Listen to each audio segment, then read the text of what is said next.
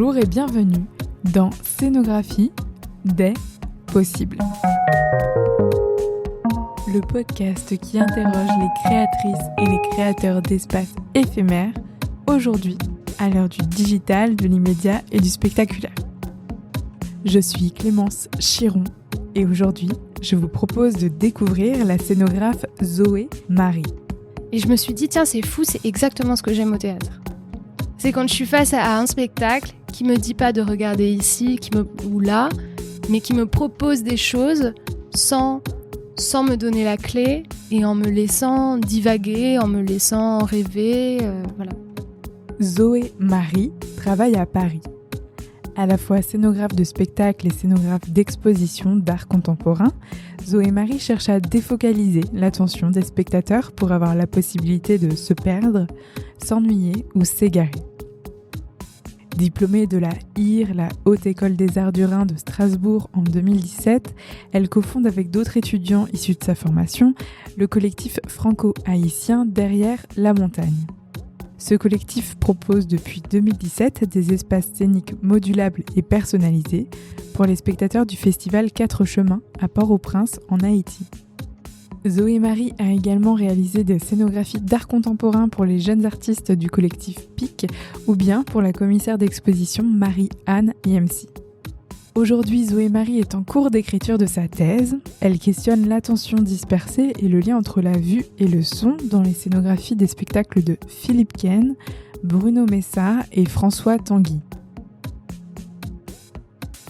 Avec Zoé Marie, on a parlé d'espace public et de théâtre éphémère vis-à-vis du contexte théâtral haïtien, de pourquoi c'est important de laisser respirer une œuvre, et de la place de la scénographie comme un élément autonome et à part entière sur scène. Je vous laisse découvrir cette conversation. C'est parti et bonne écoute. Bonjour Zoé. Bonjour. Merci de me recevoir ici chez vous à Paris. On est donc dans votre atelier. Pour vous, c'est quoi être scénographe ? Alors, très vaste question. Pour moi, être scénographe, je dirais que de façon très simple, c'est travailler l'espace.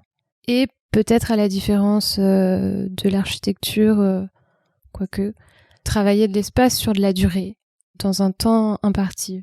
Voilà, et là-dedans, parce qu'il y a de la durée et parce qu'il y a de l'espace, naît une forme de narration, alors au sens très large du terme, et c'est comment on travaille à partir de ces outils-là, cette narration, comment on raconte quelque chose à travers ces deux facteurs-là. C'est très vaste, mais je pense que c'est un domaine tellement large, la scénographie, qui recoupe tellement de champs d'application que c'est difficile de la définir de manière plus précise. Et vous, votre pratique, elle est assez diversifiée. Vous êtes à la fois en train de rédiger une thèse à mi-parcours. Vous êtes aussi en train de réaliser des scénographies d'opéra ou de théâtre, même de la muséographie. Donc, est-ce que vous pouvez décrire ce qu'est votre pratique de la scénographie ? Alors, c'est difficile parce que je suis encore très jeune, donc je dirais que ma pratique, heureusement, est encore très mouvante et assez peu affirmée, qu'elle s'adapte beaucoup aux gens que je rencontre, aux projets, et qu'en fait, elle se redéfinit en permanence. Et encore une fois, ça dépend vraiment des champs d'application. Dans le domaine du spectacle vivant, je dirais que c'est articuler un espace fictionnel et moi, je me suis beaucoup attachée au lieu de représentation et à la manière dont on travaille avec ça, donc avec... ça peut être un cadre de théâtre, ça peut être un espace urbain, ça peut être le lieu dans lequel on s'inscrit, ça peut même être un paysage social. Alors un muséo aussi, c'est quelque chose que je retrouve. Je reprends très souvent des éléments du lieu dans mes scénographies. C'est quelque chose que je travaille beaucoup. Et après, j'aime bien... Alors, je voudrais pas dire faire des scénographies pas trop bavardes, c'est pas ça, mais j'aime, et ça je pense que ça vient de mon lien avec le milieu de l'art contemporain, laisser la place à la chose qui doit arriver et qui est autre chose que la scénographie. Laisser la place à l'œuvre en général et faire en sorte d'éclairer certains points de l'œuvre, mais sans l'étouffer. Et c'est un équilibre qui est pas évident à trouver, je pense. Ouais, faire en sorte qu'on ne voit pas la scénographie. Voilà, ouais, quelque part, ouais. Et donc, vous parliez du lieu tout à l'heure, de l'importance des lieux. Vous avez travaillé en Haïti suite à l'invitation de Marc Vallès en 2016. Oui, tout à fait. Marc Vallès qui est un auteur et metteur en scène et aussi scénographe. Ouais. Et donc, avec lui et avec d'autres, avec Élise Villatte, avec Simon Gérèse, avec Maria-Fleur Pinheiro, vous avez créé en 2017 le collectif Derrière la montagne. Est-ce que vous pouvez nous raconter un petit peu ce qu'est ce collectif ? Oui, alors je vais revenir un peu sur la genèse du collectif et effectivement sur l'invitation de Marc Vallès. Quand on y est allé la première fois avec Marc, il avait l'intention de monter une pièce de Guy Régis Junior qui était alors, qui est toujours d'ailleurs, directeur du festival Quatre Chemins en Haïti. À Port-au-Prince. À Port-au-Prince, ouais. Et moi, je l'ai accompagné sur cette pièce-là en tant que scénographe, vraiment. Et notre premier parti pris, c'était, étant donné que c'était alors c'est une très belle pièce qui s'appelle Le Père et qui parle d'une veillée. Et la veillée, c'est un acte en Haïti qui s'effectue de façon collective. C'est pas du tout propre. Enfin, ça se joue pas à l'intérieur des familles. On invite vraiment les voisins et on parle du défunt. On raconte son histoire. C'est un rapport beaucoup plus social. Dans ce cadre-là, nous, on a décidé de le jouer dehors, dans une impasse, et d'impliquer quelque part les habitants du quartier et de recréer cette relation-là où il y a une frontière assez poreuse entre intérieur et extérieur, ce qui est du domaine de l'intime et de l'espace commun. Ça, c'était le projet de base. Ça a évidemment ouvert tout un tas de choses dans ma tête en termes de scénographie. Et à la suite de cette représentation, en fait, Élise Villatte et Maria Fleur Pinheiro étaient venues faire la création sonore de cette pièce. Simon Gérèse nous avait rejoint en tant que scénographe. Donc, on était toute cette petite équipe qui, je le précise parce que c'est le lien, et sont tous issus des arts décoratifs de Strasbourg, de la IR, Haute École des Arts du Rhin. Voilà, c'est ça, en scénographie. Et on s'est retrouvés à ce moment-là. Guy, donc directeur du festival, a un soir discuté avec nous autour de cette très belle idée de faire du théâtre dans la rue. Nous a un peu éclairé sur le fait qu'en fait, enfin, on l'a aussi découvert au fil des ans, c'est une pratique, alors ce que nous on appellerait théâtre de rue, qu'il s'appelle pas comme ça en Haïti, c'est une pratique très courante. Comment ? Oh, il y a plein de formes, il y a les raras. Les raras, c'est des formations musicales qui en fait parcourent la ville, mais c'est aussi des marionnettes, c'est des temps où comme des cohortes comme ça, avec plein de gens qui dansent et qui chantent. Il y avait déjà sur place quelques compagnies de théâtre qui travaillaient dans l'espace public, notamment la BIT Haïti, c'est la brigade d'intervention théâtrale. Donc voilà, il y avait toute cette culture-là. Il y a le carnaval en Haïti aussi. Il y a les cérémonies vaudou qui sont qui demeurent moins ouvertes, mais enfin il y a quand même des manifestations culturelles en plein air et ouvertes au public. Et donc on s'est dit, il faut faire quelque chose avec cet espace public parce qu'en fait les gens sont déjà beaucoup plus réceptifs que nous en France. Ils n'ont pas du tout le même rapport à l'événement public. Nous en France, il se passe quelque chose dans la rue, ce qu'on veut surtout, c'est pouvoir voir sans être vu, ne pas totalement participer, ne pas être dans l'action. Là, c'est pas du tout ça. Nous, on jouait Le Père dans la rue, il y avait une réplique qui était donnée par la comédienne, les gens dans le public répondaient. Enfin, c'est pas du tout le même rapport au théâtre, à la fiction, tout ça. Et donc, à partir de là, avec ces grandes discussions avec Guy, Élise est venue avec une envie très forte de faire du théâtre dans l'espace public aussi. Et on s'est dit, il faut qu'on invente un outil scénographique qui nous permette de jouer dans l'espace public avec des conditions quand même potables pour les artistes. Parce qu'il s'agit pas de dire à des Haïtiens qui ne rêvaient que d'une chose, c'est d'avoir des conditions de représentation correctes. Vous allez jouer les pieds sur le bitume, c'est pas possible et c'est pas respectueux. Donc il y a cet équilibre-là à trouver aussi. Donc il nous fallait un outil Et on s'est dit, on va inventer une scène modulable, ou en tout cas un espace modulable qui nous permette de s'adapter à différents lieux, à différentes volontés des artistes de théâtre. Et on a monté donc un partenariat, entre guillemets, avec le Festival Quatre Chemins. C'est-à-dire que Guy informait les artistes de notre présence et de notre travail en amont de la programmation. Et donc, depuis 3 éditions, maintenant, on fait... pour les artistes que ça intéresse, dans le cadre du Festival Quatre Chemins, on monte leur spectacle dans ce dispositif scénique qu'on renouvelle à chaque fois en fonction des projets des uns et des autres. Donc on fait du suivi dramaturgique, du suivi scénographique classique, on va dire, plus l'installation un peu plus technique de ce dispositif dans la ville. Donc c'est-à-dire c'est à la fois ce qu'il y a sur scène, mais aussi les sièges des spectateurs. C'est complètement un théâtre éphémère, entre guillemets. C'est tout à fait ça. Ouais, un théâtre éphémère qui peut prendre plusieurs formes selon le lieu et les volontés de l'artiste. Et ce théâtre éphémère, pour l'instant, il est constitué de... Alors, c'est une structure d'échafaudage assez classique qu'on a transformée et un peu améliorée avec du bambou qui vient de Jacmel, qui vient donc du sud d'Haïti. On a un peu pimpé. Mais ça, c'est la base. Et ensuite, ce qui nous intéressait, c'est que c'était d'avoir la structure la plus modulable possible. Avec cette structure d'échafaudage, on peut faire un gradin classique. On est à 110 places, je crois, en configuration frontale.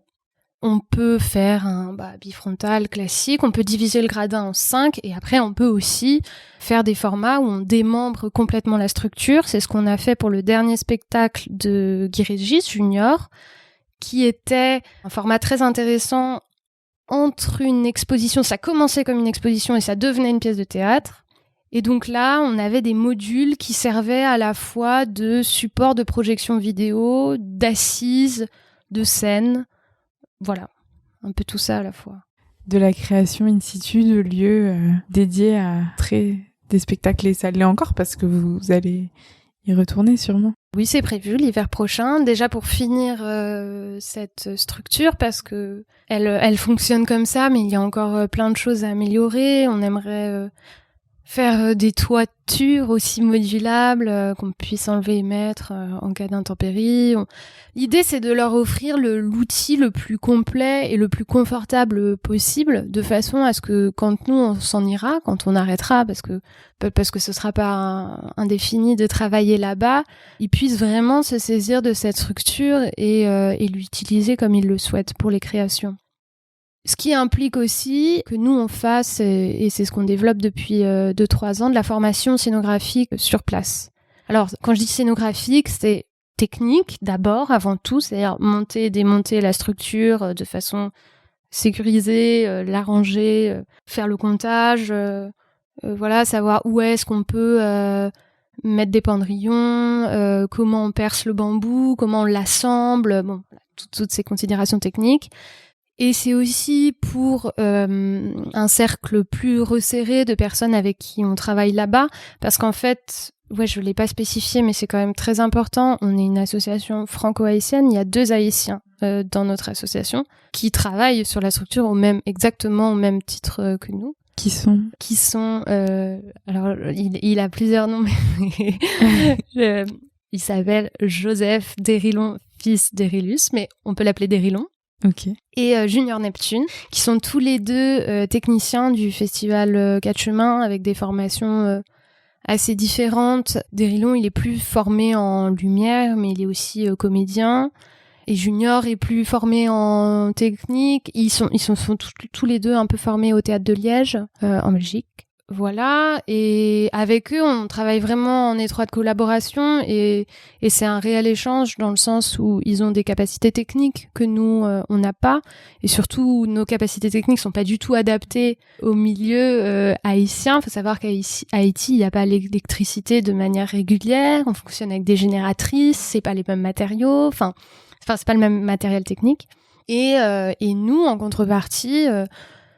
on essaye avec cet outil-là d'avoir des vraies discussions sur ce que c'est que la scéno et surtout comment on adapte un dispositif à un projet dramaturgique donné.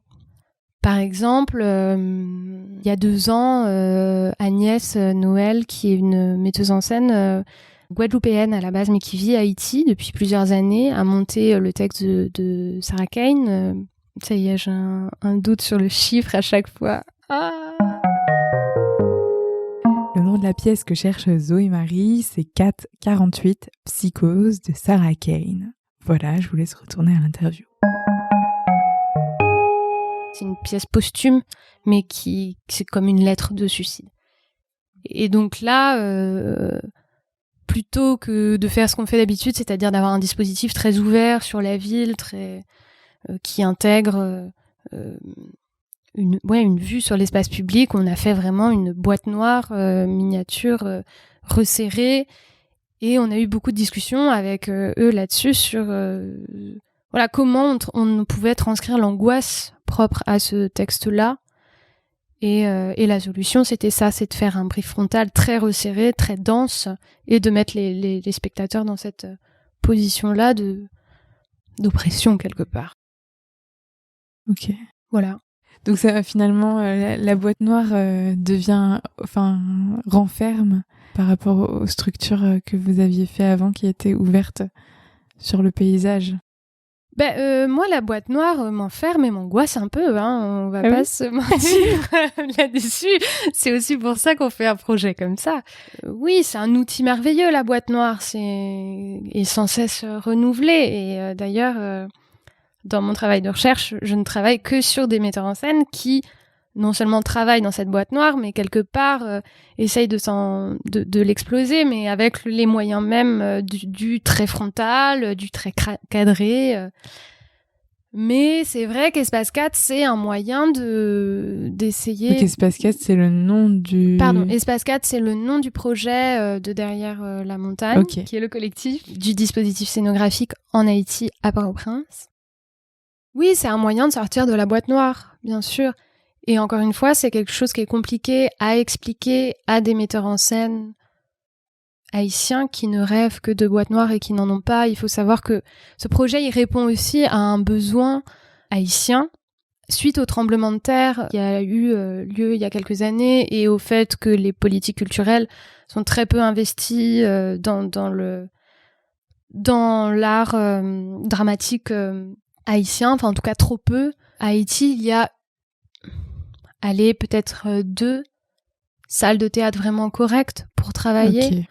On parle d'un pays de plusieurs millions d'habitants, on parle d'une dynamique théâtrale énorme, il y a beaucoup d'auteurs haïtiens, c'est un pays d'écriture, donc c'est très compliqué, il y a un vrai manque en fait.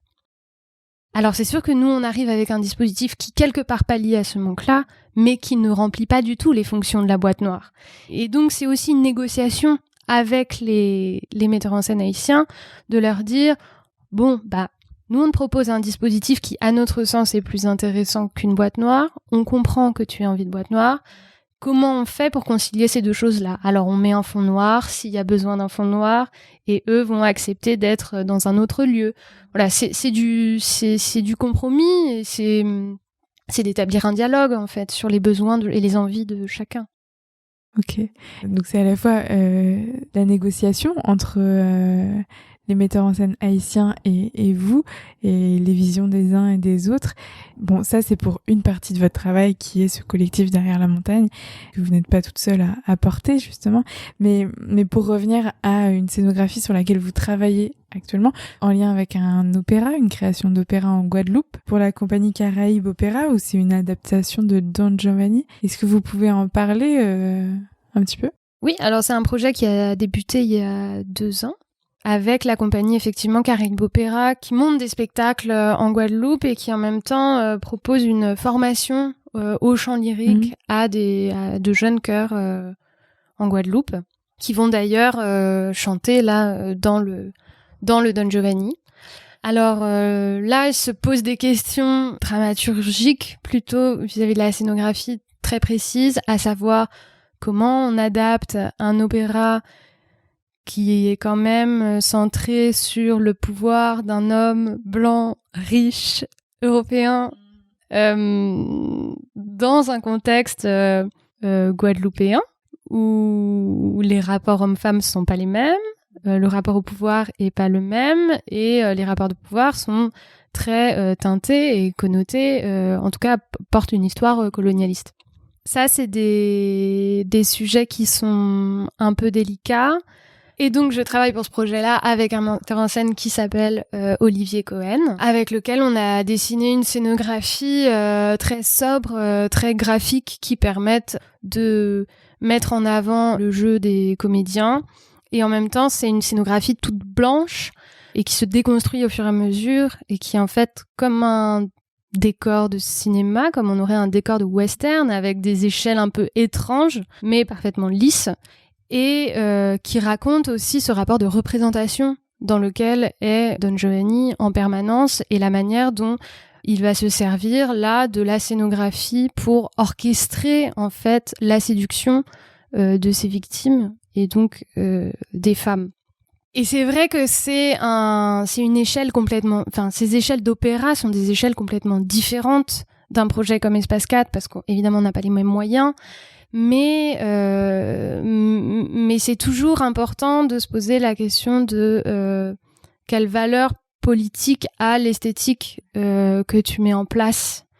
Et c'est quelque chose qui est très fort. Et moi je travaille, j'ai travaillé dernièrement et encore un peu en ce moment pour le scénographe de Michel Faux, qui s'appelle Emmanuel Charles, et qui monte un Wojciech à l'Opéra de Toulouse, coproduit avec l'Opéra de Monte-Carlo. Et là encore, on est sur un type d'opéra très différent, extrêmement... alors Michel Faux, c'est énormément d'effervescence, énormément de couleurs, il s'intéresse un opéra très, très libéré, très décomplexé, on va dire. Alors Wojciech, c'est une histoire plus sombre, donc mais il y a quand même cette idée de grandiloquence, le décor s'ouvre à la fin sur un cyclo de toutes les couleurs. Il y a et en fait, ça porte un message. Cette esthétique-là, elle porte un message assez fort sur ce que dit la pièce, et elle peut complètement renverser la dramaturgie d'une pièce. Wojciech, c'est vraiment l'histoire d'une folie, d'un homme qui cède à la folie, qui est torturé par les médecins, qui est torturé par le régime qu'il subit et le régime militaire. Donc le ramener du côté du rêve, du côté de la féerie, ça c'est quelque chose qui passe par la scénographie et qui veut dire beaucoup de l'intention du metteur en scène. Donc on a beaucoup de choses entre les mains, tout en essayant bien sûr de rester le plus humble possible, mais on dit beaucoup avec de la scéno. Ouais, c'est implicite, c'est du texte en images, finalement. Par rapport à ce qu'on peut dire avec une scéno, avec un espace, vous travaillez aussi en muséographie, spécialement pour l'art contemporain, notamment avec le collectif PIC, qui est un collectif de jeunes artistes d'art contemporain, ou avec Marie-Anne Yemsi. Qu'est-ce que vous pouvez nous dire de votre manière de faire de la muséographie ? Alors, je suis... C'est quelque chose que je pratique depuis longtemps, qui m'intéresse énormément, parce que j'adore l'art contemporain et que de travailler avec des pièces de jeunes artistes entre les mains, moi, c'est quelque chose que je trouve passionnant, parce que c'est des pièces tellement polysémiques, tellement plurielles, qu'on peut leur... Alors c'est aussi dangereux, on peut leur faire dire plein de choses, mais cette ouverture-là, elle est intéressante. Et puis parce qu'il y a énormément à faire dans un... Alors je dirais pas dans les musées nationaux, mais dans un système à plus petite échelle, dans des galeries où on accroche les artistes comme si c'était des marchandises. Hein. Ouais. Ce qu'ils sont aussi, bien sûr. Mais on réfléchit assez rarement le dialogue entre les pièces, la façon dont va circuler le spectateur. On laisse rarement respirer des œuvres d'art. Et ça, moi, je trouve que c'est un enjeu tout à fait passionnant, parce que laisser respirer une œuvre veut pas dire mettre une œuvre par tous les 100 mètres carrés. Ça veut dire agencer le regard de manière à ce que l'œuvre ait son espace propre, son autonomie, puisse dialoguer avec les autres tout en respirant. Et ça, c'est tout à fait passionnant. Et puis d'établir, encore une fois, un dialogue avec le lieu. Alors, ça peut passer par de la construction avec le collectif PIC. Moi, ce que j'aime faire, c'est reprendre des détails architecturaux du lieu et les décliner dans la scénographie, comme si la scénographie était un prolongement, quelque part, du lieu, de façon à ce qu'on la voit le moins possible. Et en même temps, on la voit toujours un petit peu. C'est juste qu'on s'en rend pas compte, c'est la différence. Et puis, quand je travaille avec Marianne, c'est vraiment de la mise en relation d'œuvres. Et là, le dernier projet, c'est au siège de la Société Générale, qui est un endroit très particulier parce que très chargé visuellement. C'est un siège de banque, quoi. Donc, il y a du granit partout, il y a des murs en bois plaqués.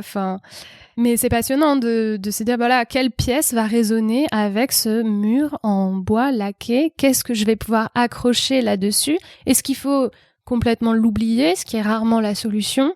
Ou comment on joue avec? Et qu'est-ce que ça va nous raconter d'autre, en fait? Voilà, c'est tous ces rapports-là, à la fois entre les œuvres et entre les œuvres et le lieu, qui sont passionnants. Vous nous avez parlé du rapport entre des œuvres dans une scénographie, mais vous recherchez depuis 2019 à questionner ce rapport de la scénographie entre des œuvres scénographiques que vous étudiez sur des questions d'écoute et de point de vue aussi. Est-ce que vous pouvez nous parler de cette thèse et de pourquoi vous avez décidé d'étudier ces scénographies en particulier? Alors, après mes études de scénographie, j'ai réécrit un mémoire à la Sorbonne Nouvelle, à Paris, qui était un mémoire assez classique sur la place de la voix enregistrée au théâtre, que j'avais moi-même expérimenté pour mon diplôme et pour d'autres petites créations. C'est quelque chose qui m'intéressait, de mettre en scène la parole du comédien, pas seulement à travers un rapport corporel, mais à travers une voix plus flottante. Je vais y revenir parce que ça permet aussi de se concentrer sur la scénographie et de créer un rapport audiovisuel qui est particulier. Et à la suite de ce mémoire, je sentais que j'avais pas complètement été au bout de ma recherche, et j'ai décidé d'écrire une thèse. En fait, j'ai découvert un très beau texte de Freud sur l'attention flottante, qui s'appelle Conseil aux médecins. Et il dit, dans ce texte, c'est un conseil au psychanalyste, il dit, pour faire bien son travail de psychanalyste, ce qu'il faut, c'est être dans un état d'attention qui est une réception détachée.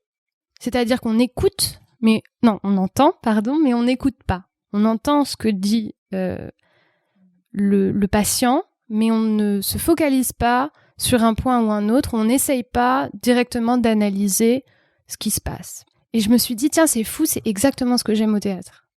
C'est quand je suis face à un spectacle qui me dit pas de regarder ici ou là, mais qui me propose des choses sans me donner la clé et en me laissant divaguer, en me laissant rêver, voilà. Et je sentais que ce phénomène-là, il était souvent travaillé par un rapport audiovisuel, par le fait qu'on ait soit des disjonctions, c'est-à-dire des moments où le son ne correspond pas du tout à l'image, soit du hors-champ sonore qui va nous amener vers un autre espace et qui, en fait, systématiquement va créer une forme d'espace entre deux où le spectateur aura sa place quelque part, où il pourra s'immiscer et créer son propre sens, sa propre histoire. Voilà, et à partir de cette chose-là, je me suis dit, face à quelle mise en scène je me sens dans cet état d'attention flottante. Et alors ? Et pour moi, il y avait 3 metteurs en scène, c'était assez évident. Il y avait Philippe Ken. Ouais, Philippe Ken qui est scénographe également. Alors, ils sont tous les 3 plus ou moins scénographes, c'est ça qui est assez étonnant, et ils travaillent plus ou moins tous autour du son. Donc, c'est pas, ça je l'ai su plus tard, mais c'est pas vraiment une coïncidence. Bruno Messa, qui est à Lyon, et François Tanguy, et le Théâtre du Radeau, qui est au Mans. Voilà. Alors, moi, ça me paraissait complètement évident. C'est pas évident quand on n'a pas vu leur spectacle. Ouais. Est-ce que vous pouvez nous raconter un petit peu la particularité qui vous a marqué chez chacun de ces 3 metteurs en scène scénographes? Rapidement, juste pour cerner un petit peu quand on ne connaît pas leur travail. Alors, chez Philippe Ken et chez François Tanguy, il y a un rapport plastique à la scéno évident. C'est des gens dont on sent l'influence de l'art et pas forcément du théâtre dans leur pratique. Philippe Ken, il est formé aux Arts décoratifs de Paris et il a une vraie pratique de plasticien qui déborde le cadre de son théâtre. Il est plasticien. Et François Tanguy, il construit tout seul toutes ses scénographies et enfin tout seul. Il est aidé de sa troupe, mais disons que il est vraiment créateur de ses scénographies. Et il a un rapport à la matière, au cadrage sans arrêt. C'est des dispositifs où c'est un empilement de châssis, de toiles peintes, d'épaisseur. Le spectacle fonctionne autour de ça. C'est-à-dire que la scénographie, c'est un des acteurs principaux du spectacle. Chez Philippe Ken, c'est pareil. L'action, elle vient du fait qu'il y a un personnage qui va relever un bout de branche, soulever la neige et dire « Ah, c'est de la fausse neige ». Voilà, tout part de la scénographie. Et chez Bruno Messa aussi, mais d'une façon très différente. Bruno Messa, il a une pratique qui tient entre autres, de la pratique de Winnicott. Winnicott, qui est un psychologue qui a beaucoup travaillé avec les enfants et qui a écrit un ouvrage autour de ce qu'il appelle l'objet transitionnel. L'objet transitionnel, c'est un objet qui va permettre d'établir un contact avec quelqu'un et de déplacer en fait la parole sur un objet et donc de déplacer le traumatisme quelque part. Voilà, c'est une méthode, on peut pas dire psychanalytique, mais c'est une méthode d'analyse et de travail avec. En fait, Bruno Messa, ce qui va se passer, c'est que lui, il fait ce qu'il appelle lui du théâtre documenté, qui est un peu différent du théâtre documentaire. Le théâtre documenté, c'est lié à sa méthode. En fait, il va travailler autour d'un sujet pendant 2 ans, peut-être 1 an, 2 ans. Il va beaucoup se renseigner. Souvent, ces sujets, c'est des faits d'actualité. Donc, la pièce qui a fait beaucoup de bruit, c'était 20 MSV, 20 millisieverts. Sur le nucléaire. Tout à fait, sur le nucléaire civil. Et notamment, ça tournait beaucoup autour de l'accident de Fukushima en 2011. Très récemment, là, je suis allée voir sa dernière production qui a joué pour la première fois il y a 1 semaine et demie à Grenoble, à la MC2, qui s'appelle Biface et qui traite de la conquête du Mexique. Et de la conquête du Mexique, ce qui est très intéressant, c'est que il s'appuie entre autres sur un livre qui sont en fait les récits aztèques de la conquête. Et donc l'idée, c'est d'avoir cette double lecture à la fois européenne et aztèque de cette conquête-là et de confronter les points de vue. C'est toujours un peu le travail de Bruno Messa de déconstruire le théâtre documentaire qui donne un point de vue unique sur une chose pour avoir des points de vue multiples et que le spectateur, face à ça, ait sa propre opinion des faits, se fasse sa propre opinion, son propre chemin. Et donc l'objet transitionnel, c'est sa méthode, c'est-à-dire que il va se renseigner sur un sujet pendant un moment, il va réunir un certain nombre de sources textuelles qu'il va partager avec ses comédiens, ils vont beaucoup réfléchir et échanger là-dessus. Et ensuite, alors parallèlement à ça, en fait, il va réunir toute une somme d'objets qu'il va aller chiner dans des brocantes, dans des vides-greniers, ou qu'il va récupérer, par exemple à Fukushima, sur le lieu. Ok. Donc un peu comme des objets témoins, on va dire, de la catastrophe. Des objets aussi que lui demandent ses comédiens à la lecture des documents qu'ils ont eus. Et à partir de tous ces objets, il va faire des séances d'improvisation muettes autour de thèmes qu'il va leur donner. Et en fait, la question, c'est comment ces comédiens, par le biais de l'objet, vont se réapproprier des thématiques qu'ils ont lues, qui les ont traversées dans les textes. Et donc les spectacles sont une forme de montage audiovisuel entre ces textes qui vont être un coup projetés, un coup dit par les comédiens, un coup lu au plateau, donc différentes modalités de médiation comme ça. Et ces images très belles, mais en même temps très peu, absolument pas didactiques, de ces actions de comédiens au plateau. Voilà, donc la scénographie, ou en tout cas l'objet, à ce moment-là, il est partie prenante d'une histoire, d'un processus de création en fait. Et il y a assez peu de metteurs en scène qui font ça. Donc je dirais que le lien entre les 3 metteurs en scène, fondamentalement, au-delà de l'esthétique, c'est la manière dont ils intègrent la scénographie dans leur processus créatif. Ok.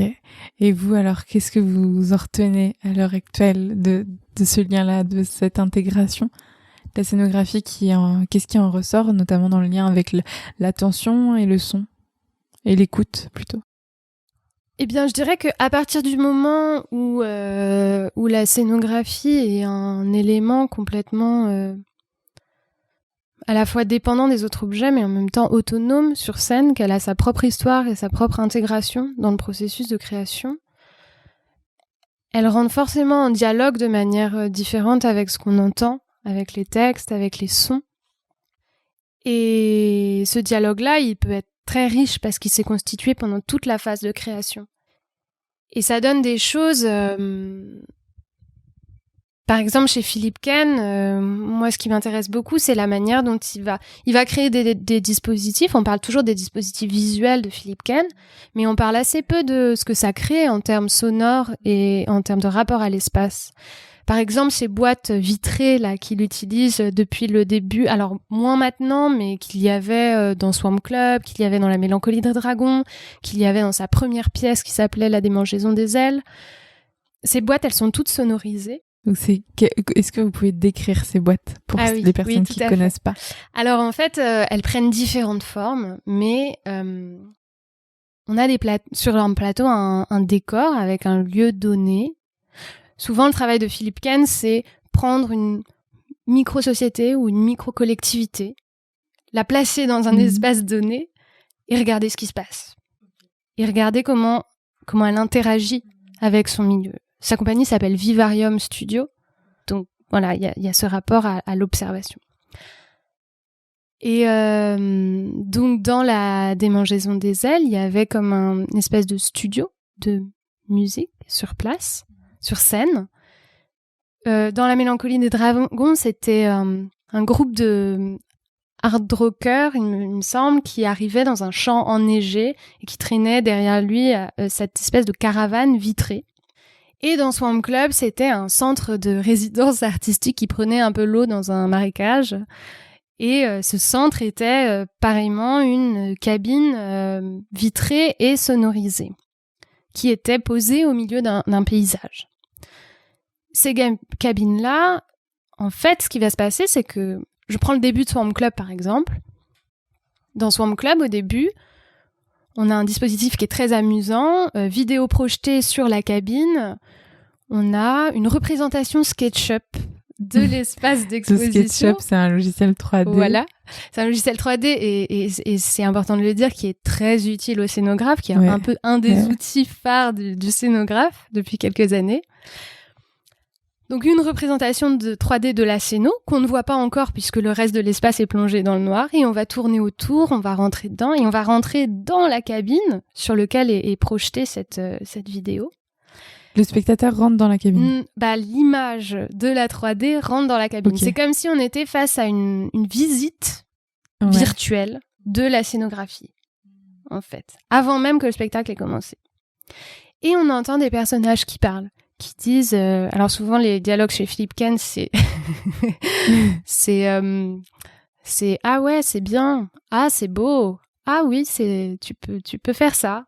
Donc dans ces... Moi, j'appelle ça des vivariums.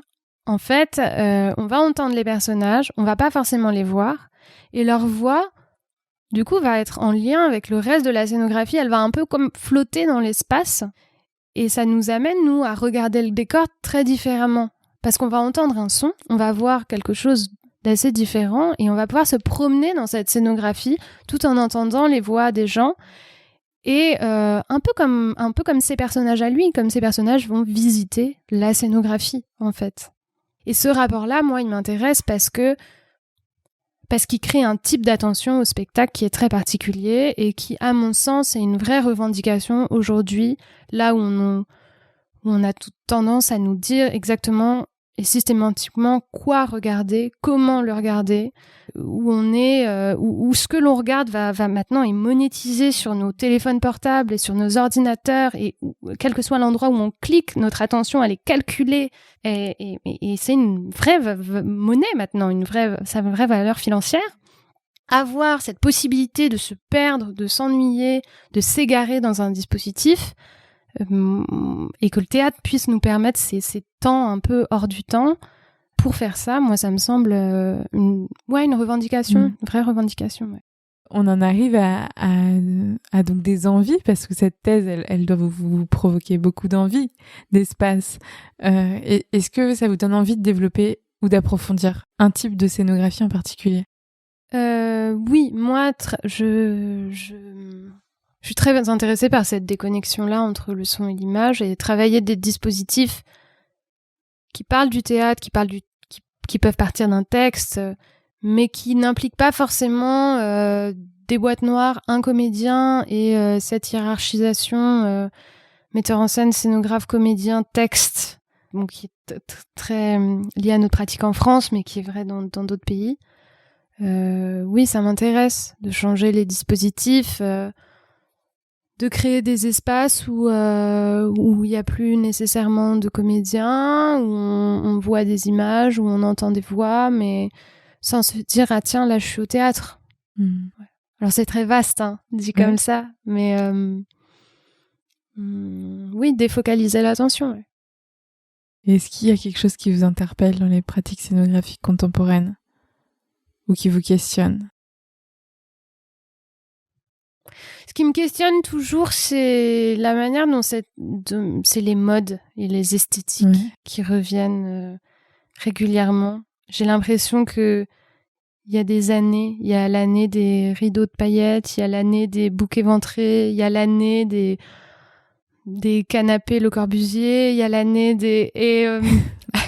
cette chose-là, j'avoue qu'elle me surprend toujours, et en même temps elle me rassure. Je me dis que on est quand même dans un art bien vivant et qui fait bien partie de son temps, et qui n'est pas non plus à l'abri des modes et des courants, et du côté un peu commercial, il faut le dire, et des tendances, ouais. Et pour aller plus loin que les tendances, est-ce qu'il y aurait quelque chose d'assez indéfinissable ou d'inatteignable aujourd'hui, peut-être pour vous, que vous auriez envie de rêver comme projet scénographique ? Comme projet scénographique. Je sais pas. Ça peut être non. Y en a plein, en fait. Il y en a plein. Je pourrais dire oui, construire un grand théâtre très modulable, ça me plairait énormément. Oui, c'est vrai que construire des structures adaptées à d'autres types de théâtre, ouais, ça m'intéresse. Ce qu'on fait un peu avec Espace 4, mais à une échelle très modeste.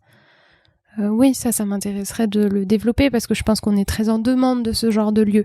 Et tous les scénographes, il me semble, sont très en demande de choses plus modulaires, et moins fixes, moins contraignantes. C'est drôle parce que les personnes qui ont l'habitude de travailler dans des espaces contraignants vont vouloir le moins contraignant. Vont vouloir le moins contraignant, et ceux qui ont l'habitude d'avoir un espace hyper flexible vont vouloir aller vers l'opposé. On attire toujours les opposés. Bien sûr, bien sûr. Et c'est pour ça qu'il faut pas perdre de vue que ce que je dis là et cette volonté d'avoir moins de contraintes, c'est un problème bien européano-centré de gens qui ont déjà des théâtres. Et ça, c'est important à pas perdre de vue, parce qu'il y a des gens qui n'ont pas encore cette chance-là. Il y a des pays qui n'ont pas encore cette chance-là, et il faut faire attention à pas griller les étapes parfois aussi. Ouais. Est-ce que vous pouvez nous emmener en voyage dans un espace, comme on est dans un podcast Scénographie des possibles, où on parle de scénographie avec le son, comme vous savez faire, peut-être dans un espace qui vous a interpellé, qui vous a questionné ou qui vous a fait rêver, que vous pourriez décrire aux auditrices et aux auditeurs du podcast? Ouais, peut-être que j'ai une idée. Ma mère est architecte et quand j'étais petite, elle m'a emmenée à la Villa Savoie de Le Corbusier. Ouais, la Villa Savoie qui est juste au sud-ouest de Paris. Exactement, ouais. C'était un jour où il n'y avait pas grand monde. Et en bas, il y a tout un tas de livres et de références sur Le Corbusier, donc elle était plongée là-dedans. Et dans les maisons de Le Corbusier, il y a une double circulation, souvent. Il y a des histoires de rampes, de marches, et je me suis perdue. Mais littéralement perdue. je courais, je cherchais, mais voilà. Et je me suis retrouvée à un moment dans la salle de bain de Le Corbusier, qui est assez,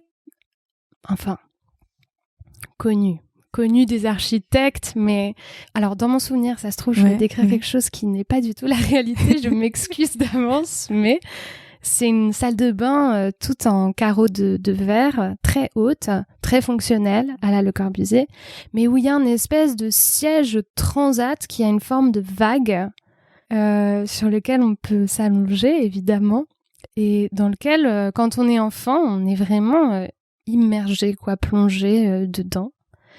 Et je dis ça parce qu'il y a un vrai rapport au son dans cette maison, parce que les espaces de circulation impliquent un voyage du son qui est très particulier. Et dans ce petit cocon de salle de bain, il y avait quand même des visiteurs qui étaient autour Je pense que je n'avais absolument pas le droit de m'allonger sur cet objet. Oui, il faut le savoir. Mais je regardais le plafond, je regardais ces carreaux de verre et mon corps était à la fois complètement englouti dans ce siège et en même temps, j'avais ces paroles qui fusaient dans tous les sens. Et vous entendiez les autres visiteurs. Ouais, et je sentais que j'étais dans une architecture tellement organique, comme un petit enfant dans le ventre de sa maman, quoi. Il y avait un rapport au son qui était le rapport de l'enfant dans le ventre, je sais pas, ou de l'enfant qui, quand il est fatigué le soir, va poser son oreille contre la poitrine de ses parents et entendre une caisse de résonance très étrange et de brouhaha extrêmement rassurant, en fait. Voilà. Vous nous faites voyager dans l'architecture, du son à l'architecture, de la scénographie à l'architecture. Et pour terminer, est-ce que vous auriez une référence que vous voudriez partager autour de la scénographie ou qui vous a inspiré votre travail de scénographie ? Il y en a plein. Ou ça peut être un livre ou une œuvre d'art, ou peu importe. Qui m'a inspirée, c'est difficile. J'adore le travail de Chantal Thomas. Qui est scénographe également. Scénographe. Je trouve qu'elle a un rapport à la fois très décoratif, et c'est pas du tout un gros mot dans ma bouche, et en même temps très fonctionnel à la scénographie, et qu'elle arrive à allier ces deux choses-là, c'est quelque chose d'assez rare. Et de manière beaucoup plus graphique, mais parce que ça me fait rire. Mais alors, je n'ai jamais vu de pièces de lui, ce ne sont que des images que j'ai en tête. Mais je rêve de voir le travail de Nicky Rietti, en vrai, qui est un scénographe américain, qui travaille beaucoup le carton, mais de manière très graphique, quasiment comme on travaillerait du pixel, taille opéra. Et c'est magnifique, très coloré. Encore une fois, qui assume le côté très décoratif, donc exactement l'inverse de ce que je disais au début de l'interview sur la scénographie qui s'oublie. On est à l'opposé, mais j'aime beaucoup leur travail. Merci à Zoé Marie pour cette conversation. Et merci à vous d'avoir écouté l'épisode jusqu'à la fin. Vous trouverez en détail de l'épisode tous les liens que nous avons évoqués ensemble. Voilà, j'espère que cet échange vous a questionné, inspiré, donné envie d'en savoir plus ou bien simplement accompagné le temps de quelques minutes. Scénographie des possibles est un podcast réalisé et produit par Clémence Chiron. La musique est de Anna Lampsous et les textes sont relus et corrigés par Pauline Badier. On se retrouve bientôt pour la suite avec un nouvel épisode. Parlez-en autour de vous, abonnez-vous et faites-moi vos retours. Vous pouvez aussi laisser des étoiles sur Apple Podcast, ça aide à être référencé. Merci pour votre écoute et à bientôt.